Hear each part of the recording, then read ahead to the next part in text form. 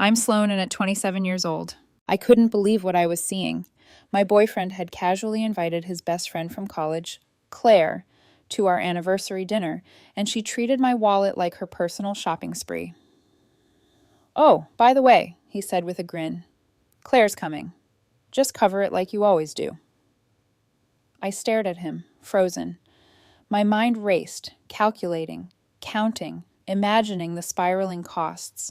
We split the check that night. I paid my share and walked out, stomach knotting tighter with each step. Hours later, I discovered the truth. Messages and screenshots from friends revealing that this entire surprise had been orchestrated.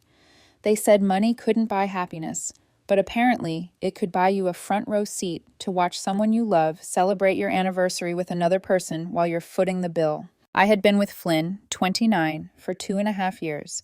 He's a physical therapist at a sports clinic in Cincinnati. We've always had good chemistry, shared interests, and he's been steady and dependable. But then there's Claire, Flynn's college friend, personal trainer, confident, beautiful, and somehow always crossing boundaries with a mix of charm and audacity. Our anniversary had seemed perfect on the surface, an upscale steakhouse downtown, reservations I had secretly cherished. But the moment I arrived, I realized everything had shifted. Claire was seated, full place setting in front of her. She immediately took over the evening, ordering oysters, cocktails, and reminiscing about college stories in a way that sucked me into their world, leaving Flynn to sit awkwardly on the sidelines. By the time the tomahawk steak and a $415 bottle of Opus One arrived, it was clear. This wasn't my anniversary dinner anymore. It was their celebration, funded entirely by Flynn. My heart raced, my palms were sweaty, my mind alternated between guilt, panic, and shame. I realized with brutal clarity that my choices had contributed to this chaos. That night, I watched Flynn retreat into calm fury, excusing himself only to return with a split check that left him out of pocket by hundreds of dollars. I felt a cold, sinking realization. I had been manipulated, yes, but I had also ignored my own responsibility in this dynamic. Flynn and I met in a way that felt almost cinematic, though at the time it seemed ordinary. I was attending a wellness seminar at a local community center, nervously clutching my notes, hoping no one would call on me to speak. Flynn, confident but approachable, was one of the presenters. He had that easy charm, a calm energy that made everyone in the room relax. I remember thinking, he makes this seem effortless. How can someone be both competent and gentle? After the seminar, I caught him in the hallway. We struck up a conversation about physical therapy, our favorite workouts, and eventually our shared love for cycling through the city on Saturday mornings. There was an immediate spark, a connection that didn't need forced conversation or awkward silences. He was attentive, considerate, and funny in a way that made me laugh even at my own awkward jokes. Over the next few months, our friendship deepened. Weekend coffee dates became regular, phone calls stretched into hours, and slowly we became inseparable. There were challenges, of course. He had his own routines, his friends from college, including Claire, who was practically family to him, and I had my work at the lifestyle brand, always trying to maintain a semblance of order in my social and professional life. But we found balance, negotiating boundaries, laughing through misunderstandings, and building a life that felt authentic. I remember our first real argument vividly. It wasn't explosive, just a quiet tension that had built over forgotten texts and crossed boundaries with friends. But instead of letting it fester, we sat on his balcony, shared our insecurities, and promised to communicate better. That night cemented something vital. Our connection wasn't just attraction, it was trust and willingness to work through discomfort. Claire had always been there, hovering in the background. She was Flynn's confidant, his go-to for advice, and often it felt like I was just another participant in their friendship dynamic.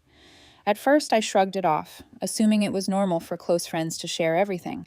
But there were subtle signs, lingering glances, inside jokes I wasn't part of, moments when Flynn's attention seemed to drift toward her with ease, that planted tiny seeds of unease in my heart. Despite those small red flags, I loved him. I trusted him. I believed in the foundation we had built over 2.5 years, and that trust was both my strength and my vulnerability. Little did I know, those very foundations were about to be tested in ways I never imagined. in a night that would shatter illusions and force me to confront not only his loyalty, but my own accountability in the relationship. The warning signs started subtly, almost imperceptibly, but looking back, they were impossible to ignore. It began a week before our anniversary dinner. Flynn mentioned casually that Claire might stop by to say hi. My stomach knotted at the thought, but I smiled and nodded, telling myself I was being understanding. I've always avoided conflict. Growing up, I'd watched my mother get walked over by my stepdad, and I swore I wouldn't repeat her patterns by starting arguments over small things. Still, a small voice in my head whispered unease. Why would she visit on the night of our anniversary? I swallowed it down. Maybe I was being paranoid. Maybe I was overthinking. Then came the text on the day of the dinner. Claire's definitely stopping by for a drink, Flynn wrote casually. That tiny detail, a casual certainty, was the second red flag. My chest tightened, but I reassured myself. She's just a friend. Flynn is with me. Nothing will happen. I even laughed it off in my head, trying to preserve calm. Arriving at the restaurant, the knot in my stomach grew tighter. Claire was already seated, smiling as if she belonged there. Her presence wasn't incidental. It was deliberate. She had a full place setting, menus in hand, and an energy that immediately dominated the table. Flynn looked caught off guard, but attempted a smile. I forced one too, pretending everything was fine, though I could feel the unease bubbling beneath the surface of my calm exterior. From the start, Claire took control of the evening. Let's get the oysters, she declared, directing the server without asking. Then she launched into a litany of college stories, her laughter ringing clear as she recounted inside jokes I didn't understand. Every time I tried to contribute, Flynn's attention was split. I was present physically, but the space between us was widening with every shared memory and inside laugh she initiated. I felt invisible and complicit at the same time. Every gesture I made, every attempt at conversation, was either brushed aside or overtaken by her charisma. I tried not to show it, but my hands trembled slightly, my heartbeat accelerated, and I could feel a rising tide of frustration and anxiety. I loved Flynn, yet I realized, with growing horror, that I had been enabling a dynamic that allowed Claire to overstep boundaries without consequence. Watching the night unfold, I felt a mix of dread and clarity. These were the warning signs, the seeds of conflict. I could see it in Claire's confident movements, in Flynn's distracted smiles, in the growing imbalance at our dinner table. My internal voice screamed for action, for confrontation, for an assertion of self-respect, but years of conflict avoidance restrained me. I bit my lip, controlled my rising panic, and allowed the first wave of tension to roll through me like an electric current. By the time the appetizers arrived, I realized the truth, the subtle signs of discomfort, the little unease, the red flags I had ignored. They were all pointing to an inevitable escalation. The dinner wasn't just about a meal anymore. It was a litmus test for my patience, my boundaries, and my understanding of what I deserved. And the thought of facing it head-on filled me with equal parts dread and determination. By the time the entrees arrived, the tension had metastasized into something tangible. Claire leaned over the table, studying the menu like it held the secrets of the universe. Without hesitation, she ordered a dry-aged tomahawk steak, inquiring about the market price with an amused glint in her eye. $140 tonight, ma'am, the server replied. I felt my jaw tighten as I watched Flynn's eyes twitch with barely contained frustration. And then came the wine. Claire perused the list as if preparing for a finals exam. Let's get a bottle of Opus One to share, she declared with certainty. I recognized the name, luxury wine, not cheap by any means, but I didn't expect the sticker shock. $415. I did the math in my head, my hands clutching the menu until the tips of my fingers turned white. My anniversary budget, carefully calculated over weeks, was about to be obliterated in a single moment. Flynn looked at me, a silent plea in his eyes, but I could see the resignation there. He wasn't going to stop her. I wanted to speak, to assert myself, to say, this isn't okay, but the words caught in my throat. I felt invisible, yet culpable, trapped in a tableau orchestrated by Claire's audacious charm. The evening progressed as if I were a ghost at my own celebration. Claire dominated every conversation, her laughter punctuating inside jokes that excluded me entirely. Flynn tried to contribute, asking about the menu, trying to engage, but she effortlessly redirected attention back to herself. Every time I attempted to speak, the topic shifted, leaving me with a rising tide of frustration, disbelief, and self-doubt. Finally, when the server returned with the check, it was a shock that crystallized everything I had been feeling. The bill approached $700, 3 times what I had intended to spend. My heart pounded as I realized Flynn was expected to cover it all. My mind raced through the numbers, the planning, the care I had put into our relationship, and the audacity of this manipulation hit me like a punch. In that moment, something inside me snapped. I excused myself under the guise of using the restroom but headed straight for the manager. Calm, precise, and deliberate, I requested a split check, only for my items. The manager, initially confused, complied without hesitation. I paid for my ribeye, my beer, and my portion of the oysters, $85 with tip, and left the receipt on the table like a silent message. Walking out of the restaurant, I felt the weight of betrayal settle deep in my chest. Flynn would follow, he would sort it out, but I needed space. I texted him from the parking lot, paid for my share, enjoy your evening. And then I drove home, silent, heavy with emotions I could barely name. By the time I reached my apartment, my phone was exploding. Missed calls, frantic texts, escalating from confusion to anger, ending in desperate pleas. Claire even texted, demanding to know why I had made a scene. I ordered a pizza, cracked open a beer, and sat in quiet reflection. The evening had changed everything. Not just our anniversary, it had revealed the fractures, the hidden dynamics, the imbalance that had always been simmering beneath the surface. Sitting alone in my apartment, I felt the heavy weight of disbelief pressing down on me. My hands trembled slightly as I set my beer on the counter, the sound of the cap hitting the glass resonating in the quiet room. My chest felt tight, my mind spinning between anger, shame, and sorrow. I loved Flynn, and yet the evening had unveiled a truth I had been too naive or too trusting to recognize. Every text notification, every missed call reminded me of the chaos I had stepped into. Part of me wanted to pick up the phone, to apologize, to explain, to justify. But I knew that no words could undo what had already happened. The betrayal wasn't just financial, it was emotional. Claire's presence had highlighted the subtle, toxic dynamics that had been lurking in the background for months, the unspoken hierarchy where my feelings were secondary to their shared history. I replayed the dinner in my mind, scene by scene. Claire leaning over the table, her laugh filling the space. Flynn momentarily distracted, the Opus 1 bottle being carried with such pride, the server writing down numbers I couldn't unsee. My stomach churned as I realized how little I had been present, how much I had tried to maintain peace instead of asserting my worth. And then there was Flynn. I imagined him at the table, his jaw tight, hands fidgeting, trying to remain calm while being financially cornered. My heart ached for him, for the position he was forced into because of Claire's audacity and my own hesitations. I recognized that this wasn't merely a misstep. It was the culmination of boundaries ignored, trust exploited, and the insidious ways people can manipulate goodwill when it's never clearly defined. Hours passed. I ordered pizza. I sat in silence.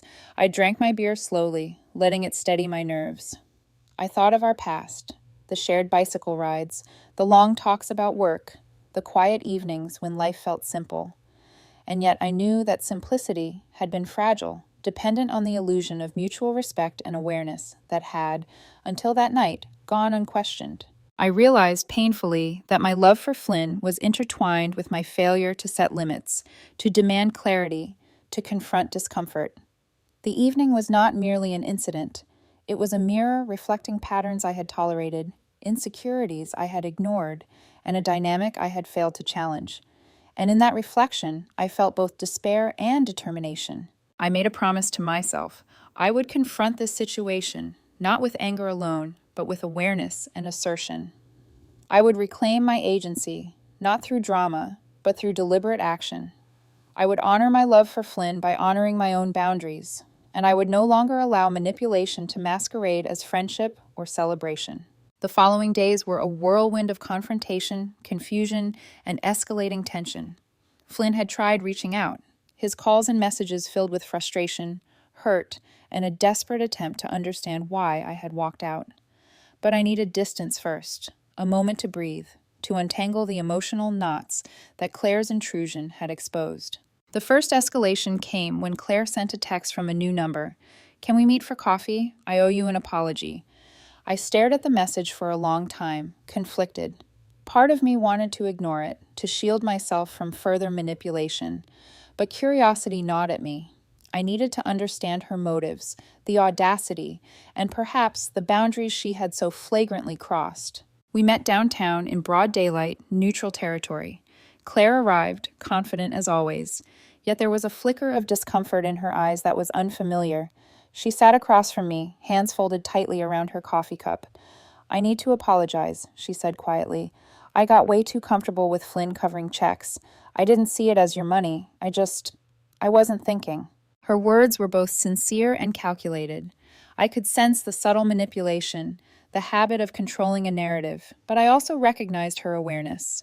There was a rare honesty in her discomfort, a crack in the charm she wielded so effortlessly. She continued, explaining the dynamics I had suspected but never confirmed. Texts, messages, flirty interactions, all a pattern I hadn't fully understood. Flynn's role had been passive, caught between his loyalty to me and the ease of Claire's presence. She confessed that part of the dinner disaster was not just about luxury, but about testing boundaries, seeing how much I would tolerate, gauging Flynn's reaction. My heart raced with a mixture of rage and revelation. The extent of the manipulation was staggering, yet there was clarity in it. I understood the forces at play: Claire's need for validation, Flynn's passive compliance, and my own conflict-avoidant tendencies. I had been a spectator in a game I hadn't even realized I was playing. That night, I texted Flynn, setting the stage for a conversation I had postponed. "We need to talk," I wrote, and when he arrived, the air was heavy with anticipation. I didn't shout. I didn't cry. I spoke with measured intensity, recounting every moment that had hurt me, every boundary that had been ignored. Flynn listened, his face a mixture of guilt, relief, and exhaustion. He wasn't angry at me. He was processing, absorbing, understanding. Then came the family interference. Flynn's mother called, concerned about the tension, subtly questioning my reactions. My hands shook as I held the phone, listening to the carefully veiled judgment in her voice. It was clear that the pressure was mounting, layers of expectation and loyalty pressing down from every side. But I maintained composure, asserting my feelings with a quiet authority that surprised even me. The escalation wasn't just social, it was emotional, mental, and deeply personal. Every interaction, every phone call, every text from Claire or mutual friends added fuel to the fire. But in that chaos, I found an unexpected strength. I could feel my boundaries solidifying, my sense of self sharpening against the pressures and manipulations that sought to destabilize me. By the end of the week, the tension had reached a crescendo. Relationships were strained, loyalties tested, and I was left standing at the epicenter of a storm that had been brewing far longer than the anniversary dinner alone. Yet in the eye of that storm, I found clarity. I knew who I was, what I would accept, and the power I could wield by refusing to be complicit in disrespect. It hit me late one night, sitting alone on my balcony with the city lights blurred through tears I couldn't stop. The weight of betrayal, manipulation, and my own complicity pressed down until it felt impossible to breathe. I had loved Flynn deeply, trusted him implicitly, and yet I was questioning everything. Had I misread every gesture, every smile? Had I allowed myself to be sidelined in my own relationship? The barrage of texts and calls from Flynn, Claire, and mutual friends played over in my mind. Some were angry, some sympathetic, but all of them seemed to highlight my inadequacy rather than the audacity of Claire's actions. I felt isolated, like the world had split into sides I didn't belong to. My hands shook, gripping the railing, my heartbeat loud in my ears. I questioned myself. Had I overreacted? Was I too sensitive? Too emotional? I remembered the dinner in excruciating detail. The tomahawk steak, the 4:15 hour Opus 1, the laughter, the inside jokes that excluded me. Each memory was a blade, cutting into my confidence, my sense of worth. I saw Flynn's eyes flicker with discomfort, the tension he tried to hide behind polite smiles, and my chest ached for him, even as I wrestled with my own pain. I wondered if I had failed him too. By walking out, by demanding boundaries, had I embarrassed him, humiliated him, undermined our connection? The thought of losing him, not just the betrayal, but the potential fallout, was unbearable. The room felt smaller, the walls closing in, and I realized with horror that I had allowed myself to feel powerless in the very relationship I had nurtured and cherished. The darkest moment came when I looked at my phone and saw the Venmo request from Claire, $340 for her half of the anniversary dinner. I stared at it, the numbers mocking me, a symbol of everything that had gone wrong. I felt anger, humiliation, and despair swirl together, leaving me dizzy. How could someone so audacious demand repayment for chaos they had orchestrated? How could I have allowed this to happen? I cried then, not the quiet, controlled tears of frustration, but raw, unfiltered grief. My love, my trust, my patience, my belief in fairness, all of it had been exploited, twisted, and displayed back at me like a cruel joke. I felt small, insignificant, and entirely alone. And yet, beneath the despair, a spark of clarity flickered. If this was my lowest point, it was also the moment I realized something vital. I could reclaim myself. I didn't have to be trapped in humiliation or manipulation. I could take back control, not through rage or revenge, but by asserting boundaries, demanding respect, and refusing to let anyone diminish my worth again. It was a painful revelation, one that left me exhausted but resolute. I knew that recovery, confrontation, and redemption, both for myself and for Flynn, would not be easy. But for the first time since the dinner, I sensed a path forward, and that fragile glimmer of hope was enough to pull me from the edge. The turning point came quietly, almost imperceptibly, during a conversation with Flynn that changed everything. After days of tension, silent treatments, and careful distance, he finally came over one evening. His face was weary, the lines around his eyes deeper than usual. But there was honesty there, raw, unguarded, and unflinching. We sat across from each other at the kitchen table, the hum of the city outside barely audible. I took a deep breath, steadying the storm inside me. "We need to talk about everything," I began, my voice low but firm. Not just the dinner, not just Claire, but all of it. The patterns, the boundaries, the feelings we've ignored. Flynn nodded, his hands clasped tightly in front of him. "I know," he said softly. "I didn't see it the way I should have. I didn't defend you, and I let her—" He paused, swallowing hard. "I let Claire push too far." Hearing him admit it, fully, without excuses, felt like sunlight breaking through clouds. I realized then that he understood, not just the superficial outrage over money, but the emotional violation, the manipulation, the systemic disrespect. And that acknowledgement was the key. We unpacked the entire night together, step by step. The tomahawk steak, the Opus 1 wine, the inside jokes, the laughter, the exclusion. I recounted it all, my voice steady, sometimes trembling, my eyes unflinching. Flynn listened, nodding, occasionally closing his eyes as he absorbed each detail. He didn't interrupt, didn't justify. He simply held space for my truth. And then came the confrontation with Claire, indirectly. Flynn had spoken to her after I blocked her number, and I discovered the texts she sent, the half-hearted apologies, the attempts to rationalize her behavior. I read them calmly, my chest still tight, but my mind clearer than it had been in weeks. I realized something crucial. I didn't need her validation, her approval, or her acknowledgement. I had my own power. It wasn't just about reclaiming respect in that single moment.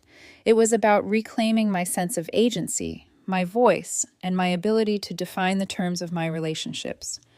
I could protect myself without fear, assert boundaries without guilt, and insist on mutual respect without apology.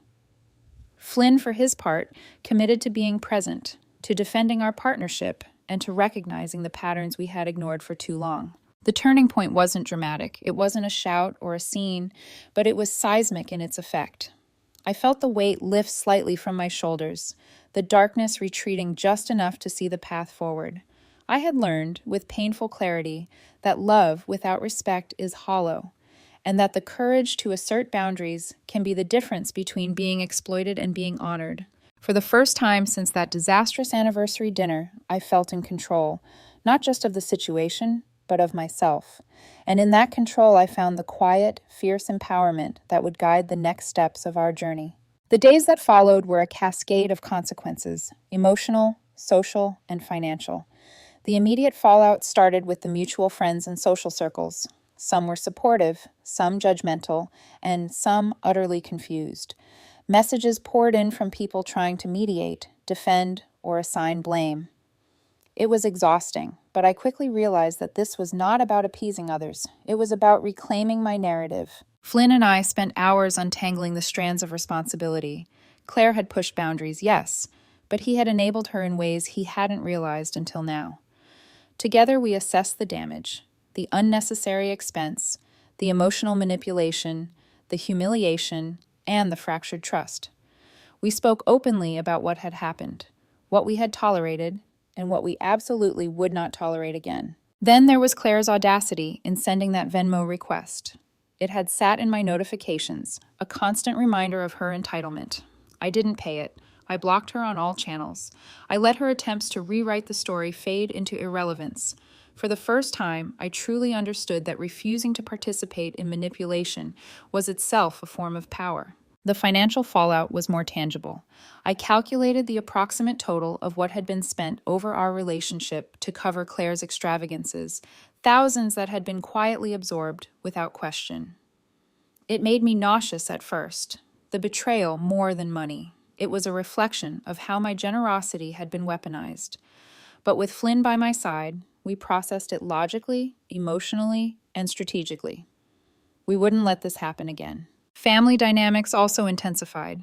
Flynn's mother tried to insert herself into the conversation, subtly criticizing my reactions and questioning our compatibility.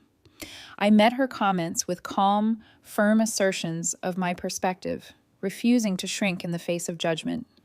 Flynn supported me, standing beside me as an equal partner for the first time in weeks.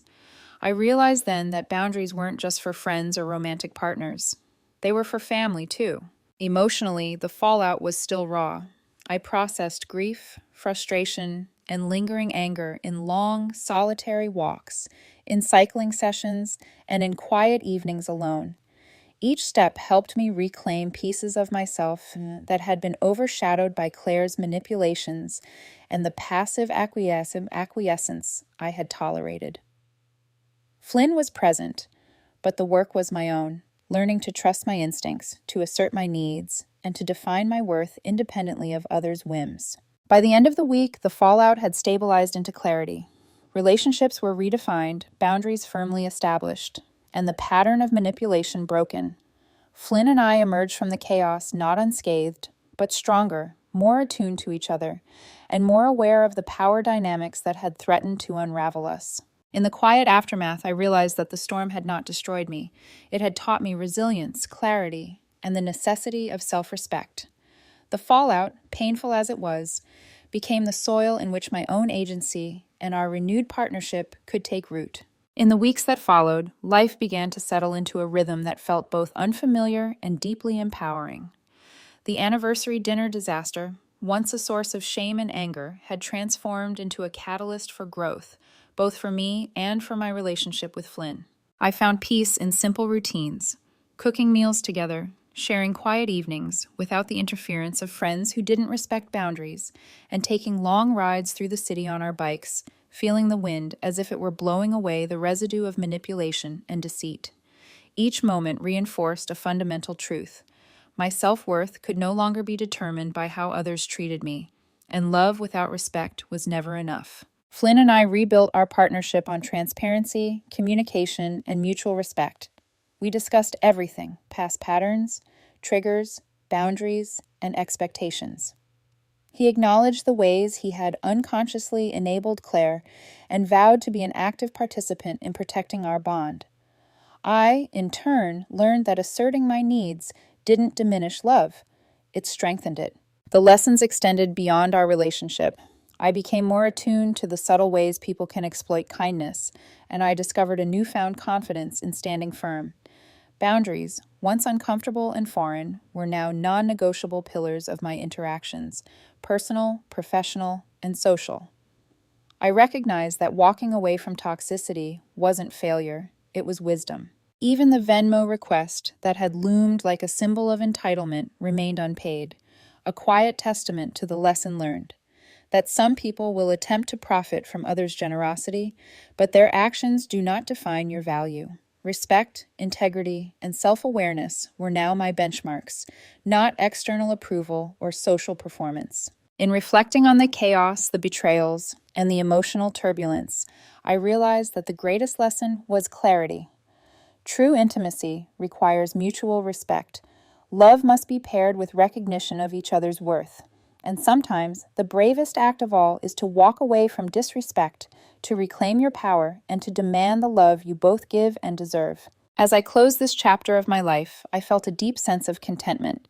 I was no longer defined by the mistakes, the manipulations, or the misplaced loyalty of the past. I was defined by my choices, my resilience, and the courage to honor myself. Flynn's presence, steady and genuine, reminded me that a partnership could thrive without compromise to dignity. And for the first time in years, I felt truly free, anchored not in fear or obligation, but in strength, self-respect, and clarity. The city lights outside glimmered through the window, a quiet celebration of survival and wisdom. I smiled, breathing deeply, knowing that while life would continue to challenge me, I was prepared to meet it not with naivety, but with the full force of my self-worth.